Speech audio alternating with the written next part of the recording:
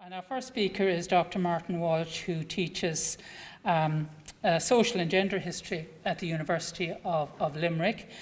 And he is actually going to talk about pioneering women at the University of Limerick, which you probably all know is celebrating its 50th anniversary this year. But I was talking to him earlier this morning, and he may mention it in passing just a little bit. Really interesting work he's also doing on the Girls Friendly Society and the women who were involved in that, who migrated, and the kind of comments that are made about them and their lives in new lands and whatever. But I will now let Martin speak on these pioneering women in Limerick. So, good afternoon, ladies and gentlemen. Maria, thank you for those kind words of introduction. To Maeve, thank you. And also the Royal Irish Academy for giving me this opportunity to talk at this conference today. So what I want to do in this paper is to explore that exhibition that I curated last year, 50 years of pioneering women at the University of Limerick, past and present. I just want to discuss how it came about, the importance of locating the voices of UL women in those oral history transcripts that have been collected and gathered at the university for 15 years now at this stage, and ensuring that their stories were not lost in the grand narrative of what is the University of Limerick. Good, my slides are working anyways, that's always a good start. So the picture there in front of you is some of the first, what we'd call administrators today, but they were secretaries. The two older ladies in the picture would have been more senior, but at the time, this is a picture of the 1970s. Anybody who's familiar with the University of Limerick, the entire university in 1972 was confined to the White House, so one of the rooms is where all the administrators were located. Just an interesting fact that I'll come back to shortly, they're using electronic typewriters. One of the women that was interviewed never worked with an electronic typewriter, and indeed Ed Watt had great difficulty in getting those typewriters for the university. The Department of Education insisted on the old-fashioned manual typewriters, but I'll come back to that very shortly. To start off with, I wanted to give a brief introduction to the Oral History Project at UL. So it began in 2008 ahead of UL's 40th anniversary. And it was thanks to the foresight of Professor Bernadette Whelan, as we know she can't be here, but she was very much passionate about getting the project underway, along with Paul McCutcheon, who was then the Vice President, Academic and Registrar. And they sought to capture the institutional memory of the campus, so those people who had helped to develop the campus, those students who had taken that rather brave step of becoming part of something that was unknown. It was the NIHE, the National Institute of Higher Education. So for those who might not be familiar with the University of Limerick, it began its existence as NIHE in September of 1972, and in 1989 it was awarded university status, and was the first to be awarded university status since the foundation of the state. Now, at the same time as NIHE was founded, the National College of Physical Education was established adjacent to it, with the aim of training men and women as PE teachers in secondary schools. Quite significant at the time, male students went abroad to study to be PE teachers, and women were taught in Lynn College. And I'm sorry, the other name's eluding me at the moment. It had a very short history. In 1975, its curriculum was expanded, much to the annoyance of the staff there. It became Thomond College, which some of you might be familiar with, and its academic program was expanded to include metalwork and construction studies. And then it emerged with the fledgling University of Limerick in 1991. So the Institute and the college shared facilities and professional support staff for that entire two-decade period. Much to the annoyance of Ed Walsh at the time. He wasn't particularly happy with anybody sharing the same space, but that's a different story. So this is the website itself. I do encourage you to go and have a look at some of the oral testimonies. There is 45 testimonies up there, but there's about 51 people in total have been interviewed, so some of the interviews have been joint interviews. And what I'm going to be talking about today is just a small snapshot of it. Some of those interviews are 15, 16 pages in length, but they are just absolutely wonderful anecdotal stories. And I'm almost certain that they haven't told me everything, and they haven't told my predecessor everything that went on at the University of Limerick. There is libel laws in this country. So what I have tried to do since I took it over in 2021 is to encourage the participants to allow me to use an audio clip. So I record the interview, and then they look at the transcript afterwards and they decide what they want to keep, if they're not happy, and so on. But what I try to do is encourage them to have an audio clip to go with the transcript as well. And I just think it's a wonderful way of creating that permanent memory, and also for their grandchildren, perhaps even their great-grandchildren, that they will hear that voice of their descendant. So I said, there's 51 people that have been interviewed, and there's some more coming on stream early next year. But if we break down the figures, it's rather revealing and telling of the history of the university, and I'm sure that's replicated in other universities too. So there has been 10 male and 5 female students were interviewed. 2 women came back to the university to teach, Bridget Laffin in 1977. I'm sure most of you are familiar with Bridget. She's now our Chancellor. And Mary O'Sullivan, who worked at was a student at the National College of Physical Education. She came back as the first professor of physical education in 2005. And one worked on campus as an administrator for nearly 40 years. Directly after she gained her degree, she came back. Of the 27 staff interviewed, professional support and academic, 24 were men. The remaining 9 are made up of those that campaigned for a university for the city or worked to promote NIHE, such as the late Des O'Malley. Of that figure, 2 were women. Now, the higher proportion of male to female participants is important in the context of developing the pioneering women's exhibition, and I'll come back to this in a moment. So the idea for the exhibition came out of the annual conference of the WHAI in 2022, of which I was a member of the organising committee. And the theme of that conference was Pioneering Women.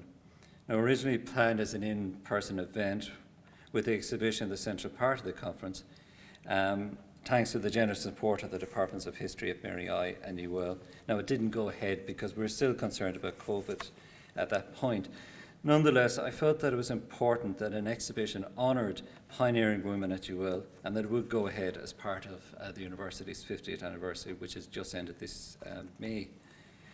And I'd like to take this opportunity to thank the WHAI, and I know there's a couple of representatives here today, and the Department of History at UL for their unwavering support in the development of the exhibition. Now, at the same time as the idea for the exhibition was being mooted, it was decided to publish an oral history book to coincide with UL's 50th anniversary, which I authored that book. So to make the book as inclusive as possible, it was decided to increase the numbers interviewed to include the National College of Physical Education. They had kind of been left out of the story at that point, Thomond College, and also those Leaving Cert students who campaigned for university in the 1960s. And I think that is, and I've said it before to others, it's highly significant that the youth of Limerick went out and protested in a deeply conservative 1960s Ireland. But the move proved advantageous for the exhibition as the interviews shed more light on the role of women in the development of the university. Now, it's important to note that whilst the gathering of the oral history testimonies had been ongoing for over a decade at that point, this was the first time they had been used in the construction of historical knowledge. So they are available online. A lot of people didn't know they existed. So this was really significant that we're beginning to use this rather than leaving it in cold storage, to want to use a better word for it. So it's an obvious statement to make, but there's little point in gathering all of these memories if they're not used. Conversely, the more a resource such as this is used, the more recognition it receives and an acknowledgement of its existence. So it's kind of like the chicken and egg situation. And indeed, since the exhibition was launched in October 2022, there has been a significant increase in the awareness of the Oral History Project and its role in the preservation of memory. And this has been further strengthened by the publication last month of University of Limerick, An Oral History, 1972 to 2022. And of course, I have to give it a plug, seeing as I authored it. That book also acknowledges the significant role that women played and indeed continue to play in the development of UL. So I mentioned already that the proportion of women who had been interviewed is lower than that of men. This was not a conscious or indeed a subconscious decision of my predecessor, rather reflects the realities of campus life of the 1970s to the 1990s, where the Oral History Project placed most of its initial focus. So initially it was about acknowledging those students and staff who took, I don't think it's an exaggeration to say, a momentous decision to go to a university that was untested. So I probably don't need to dwell too much on the fact that in the 1970s, employment opportunities for women tended to be in low-paid positions, such as those ladies there in secretarial roles. Women academics tended to be in the minority too. So, for example, of the first 7 lecturers hired at NIHE, only one was a woman, Una Mansfield, who was responsible for lecturing secretarial science. She's another one of these ladies that has kind of been forgotten because she didn't stay long. She was only there for about 3 years, but she has been kind of forgotten as the history went on. And then at the NCPE, Joanna Moles was the first woman hired. She actually came from Northern Ireland. So at the NIHE then, the first administrator hired was Anne Sadler. And even that decision, the Department of Education was unwilling to give her a proper contract to start off with. They only wanted to pay her on a month-by-month basis. Again, Ed Walsh had a significant battle to sort that problem out. So for the first 2 decades, women academics tended to be in the minority, whereas most administrators were women who held junior positions on campus. That situation was reversed from the 1990s onwards, when women began to take on more senior administrative functions at UL. And then with the growth of academia at UL, particularly in humanities, we see a significant growth in female academics on campus. It is in fact mirrored a changing Ireland, where women were challenging assumptions about their position within. Now, I'm not saying that this was some sort of watershed moment in the 1990s and that everything changed for women overnight. I obviously understand it didn't. And we know that that's not the case, and women continue to face significant challenges in the workforce to this day. However, I would argue, indeed, it was a central theme of the exhibition that women did not just mirror a changing Ireland, they were at the vanguard of that movement. And in the oral history testimonies, this comes across strongly. So again, another one of these fantastic photographs that we have in the library collection. This is the library staff themselves. It's just before they moved over to the brand new library in 1997. It's a wonderful photograph of them celebrating all that they had achieved in that period of time. And in fact, there is such a rich and diverse collection of photographs. There's about 1,500 up there at the moment that has not been fully utilised. And indeed, the way those photographs are constructed is quite fascinating. How photographers took pictures. I wasn't able to get it for this particular talk, but there's a really fascinating one from the 1990s of student accommodation, and it shows 2 male gentlemen sitting at a table while the female student is making the tea for the students in their student accommodation. So there's some wonderful photographs to have a look at in that. Now, notwithstanding the low representation in the oral history transcripts, it has been possible through these collections to show that women at UL were the vanguard of a changing Ireland. And what I want to do now is to go through some of those transcripts to give you a sense of how their stories and interactions with the campus mirror that of society. So Mary Smith, who I was mentioning a minute ago, worked on campus for almost 40 years. She worked at Thomond College and then she went over to the university, and when they amalgamated, she was back and forth between the two, and when they amalgamated then she remained with the University of Limerick. Her most vivid memory was that of her interview, and she was asked to type up notes on a pneumatic drill on an electronic typewriter. Now, she'd never worked with an electronic typewriter before, and the machine, when she turned it on, the way it goes backwards and forwards, And even the idea of writing up on a pneumatic drill, which she had no idea about at all. So she quickly realised that the responsibility for the secretarial position on offer would be quite diverse. Her story, coupled with that of others, tell of an army of women whose jobs as administrators was to type up minutes of meetings, lecture notes, exam papers, and generally anything at all that needed to be typed up. Now that situation continued onto the 1990s when computers start to take over and it becomes the responsibility of everybody to type up their own material, essentially. Now the library, where Mary Vaughan, and I should mention this lady, Mary Vaughan, is absolutely fascinating. It's one of these reasons why we need oral history projects. Mary was an Olympic athlete in 1984. She was an archer, and she had taken up because she was bored. She had nothing to do in her evening time. This is what she says. Took up the position. She got so good at it that she was offered a spot in the Olympic team in 1984. But her story, like so many other women, was kind of ignored until quite recently. I actually just discovered it by accident. Now, she recalls that it was again those women who kept the library going. And there can be no question that the library is at the heart of the education experience at any university.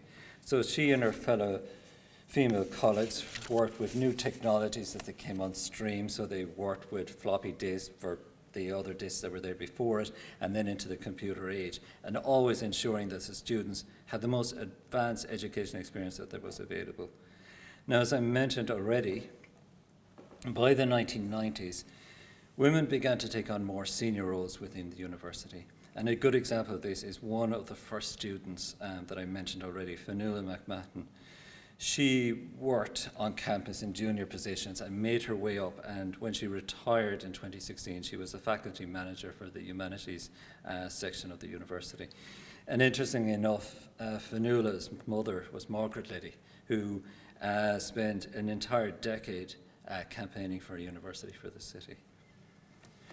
So it was not just professional sports staff that made UL what it is today. Female academic staff also challenged the status quo, a task that was perhaps all the more difficult considering how few female academics there were at the time. Now, Bridget Laffin, here on the screen, was one of the first students to study European studies in 1972. She later lectured at the university from 1977 to 1986 and is now just been installed as our current chancellor. And she recalls her difficulties in the 1980s in promoting women's studies at NIT, and this is her quote, and I just think it's absolutely wonderful. I remember we used to offer an issue in European politics module, and I was asked would I do it, and I said yes, provided I could do it on women's issues. So this is in the 1970s, early 80s. Would have been quite early to do women's studies, and I remember it was quite a challenge, and some of the students, especially some of the male students, really found the material difficult. Not just gender equality, but gender itself. And I remember one student in a lecture getting very cross and saying, Bridget, because I was on first name terms with the students, Bridget, do you really expect me to change a nappy? And I just laughed. And I thought, no, we have a long way to go. There's a long way to go. Joanne Moles, who worked at the NCP, recalled the challenges she faced in getting recognition for PE teacher training in Ireland, at a time when many schools did not even have basic equipment for their students. And it's important to remember that at this point in Ireland, women had taught PE students, taught female PE students, and male students were taught abroad. So now, not only was she dealing with male and female students, she was also dealing with a system that doesn't recognize women academics at this point, and also is not recognizing the importance of physical education. So a lot of these women involved in PE are responsible for the way we look at physical education today. Joyce O'Connor, who's there on the left, and Pat O'Connor have not been interviewed for the project, but what has happened in doing the Oral History Project and working out this pioneering exhibition is it allowed me to uncover these two women. Now, obviously I knew Pat O'Connor, she was there until 2016, and I had been in the university. But Joyce O'Connor arrived in the late 1970s, and she was there to the early 1990s. And She pioneered an awful lot of research on women and business, and she was groundbreaking in that respect. But again, as time goes by, memory fades and people kind of forget the significance of what she was doing. Pat O'Connor, for other younger generations at the university, might not be aware of the fact that she was the first female professor at UL in 1997 and the first female dean of humanities in 2000 to 2011. So it's quite significant in that respect. Now, people might say that we know that women worked as professional support staff and academics, and in those roles they were trailblazers, that they set the pace and challenged convention. But the same cannot be said of the wives of the presidents of the University of Limerick. Their pioneering role at the university only becomes apparent after you've read the oral history transcripts. Now, I was struck by Stephanie Walsh's transcript. Ed Walsh didn't want to do an oral history interview. He was in the middle of writing his own book, but Stephanie kindly agreed in 2011 to be interviewed. Now, as I said, she's the wife of Ed Walsh. She played a caring and supportive role looking after a young family, while Ed devoted much of his energies promoting the then NIHE. So they had only just about been married. They had very young children. They moved home several times during this period, and all the while she was looking after the children and ensuring they were being taken care of while he was promoting this new university. But not only that, for many years, right through the 70s and into the 80s, any new senior staff member that arrived, any dignitary that was visiting the college, they would be invited out to her house for dinner. In terms of the senior staff, it was a realisation that she has. Now, if anybody knows Castletroy in Limerick, at the time it was literally in the middle of the countryside, 3 miles from anywhere and anything of importance. So it's completely built up today, but at the time it wasn't, and it was her way of creating a network, and particularly for women, that they weren't alone out there, and that they had a network to look after. And very often, Ed would bring home somebody for dinner who had been visiting, and she wouldn't even know they were arriving at her doorstep until they had actually arrived. And she mentions that in the speech. Roger Downer then, who was the second president of UL, he also wanted to acknowledge that fact, and he said that his wife Jean attended every boring event and entertained guests at their home.